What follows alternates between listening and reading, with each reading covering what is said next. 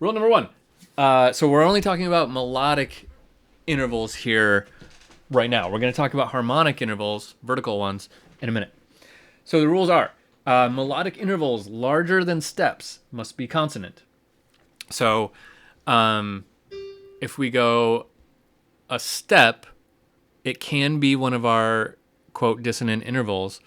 But if we go larger than a step, it has to be a consonant interval, which means a third, a minor third. That's kind of our only option, really, for a skip. But for a leap, we wouldn't want to leap to a major seventh, for example. That's a dissonant interval. We would want to leap to something like a fifth, or even a fourth would be okay. Remember, I have a B flat in my key signature over here, so that's a fourth. If I didn't have a B flat, that would be a tritone, and that would be a no-no. That would be a definite no-no. No leaps of a tritone. In fact, that's the next rule. Intervals of minor sevenths, major sevenths, or tritones are prohibited. So we cannot go up by a we cannot leap by a tritone, we cannot leap by a seventh, major or minor. So those are no-nos. Okay, next rule. We want the melody to have a good shape. So that is a very, very, very subjective rule. But what that means is that, well, let's go back here. Typically what a good shape means is it's got a contour that we can see. It goes, for example, this one, it goes down and up and down and up. It's got a kind of a rolling wave to it. And then also typically in a good shape, you have kind of one high point. And it's near the end, but not right at the end. So here's our high point. It's our highest note. It's the bar before the end. That's a good place for it.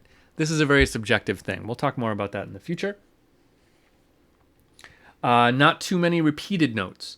You're supposed to only have at most one repeated note.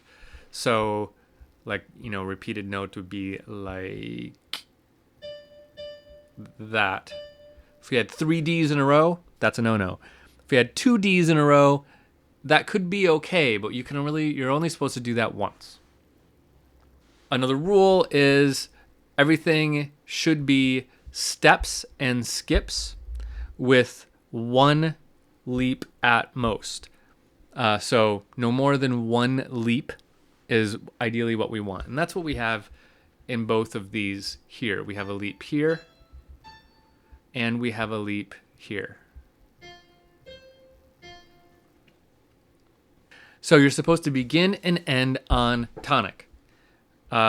This is first species only kind of a thing, but so we're going to start on an F here because we're in the key of F, and we're going to end on an F in both voices and everything. So both melodies, well, I mean, we're really just talking about a single melody here. So it has to begin and end on the tonic, which in this case is F, on the 1, the first scale degree. Okay, and then 3 things to avoid. Number 1, if you're in minor key, if you're doing this in a minor key, you should raise your 7th to the melodic minor. So in the key of A minor, we would have a G sharp. We would raise that to make the strong leading tone, right? So we would use the melodic minor for that to make it, to give us that leading tone in a minor key. In a major key, we don't raise anything. And one more thing, we want to avoid chromatic half steps. That would be like doing this. So chromatic means we're going out of key, right? So, and you can do that, but this would be a chromatic half step. Something like this. That is a chromatic half step, where we go just up by half step through a chromatic note. That is not an appealing sound, and that is not okay in first species counterpoint. If we want to get from G to A, we would not want to use a G sharp in that case. We'd want to use another note that would work, both melodically and harmonically. So we avoid those chromatic half step motions. Okay, so that is kind of the fundamental rules of the melodic writing. Now, let's switch to talking about harmonic writing. Here we go.